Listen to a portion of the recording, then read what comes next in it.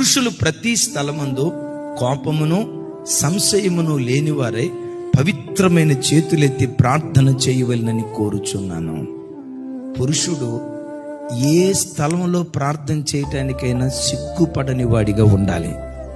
ప్రతి స్థలమందు బ్రదర్ చర్చిలో ప్రార్థన చేసావు, ఫర్ ఎగ్జాంపుల్ ఫంక్షన్ హాల్లో మెయిన్ రోడ్డు మీద బ్రదర్ ఒక చిన్న ప్రార్థన చేయండి అని అన్నాం అనుకోండి, కొంతమంది ఏమంటారు తెలుసా, నేను కాదన్నా సిస్టర్ బాగా ప్రార్థన చేస్తుందన్నా అంటే ఇప్పుడు అక్కడికి సిస్టర్ గారిని తీసుకురావాలా? ఏ ఇంటిలో పురుషుడు ప్రార్థనా పరుడుగా ఉంటాడో మీరు వినండి, ఆ ఇల్లు కట్టబడే విధానమే ప్రత్యేకంగా ఉంటుంది. అట్లాగని స్త్రీకి ప్రార్థన అవసరం లేదని కాదు. సహజంగా స్వభావ సిద్ధంగా 90% స్త్రీలకు ప్రార్థన మనసు తెలియకుండా గుండెల్లో దేవుడంటే ఒక పిచ్చి ప్రేమ ఉంటుంది. ఆ ప్రేమ లేని యెజబెలు కొంతమంది ఉంటారు, అది వేరే సంగతి.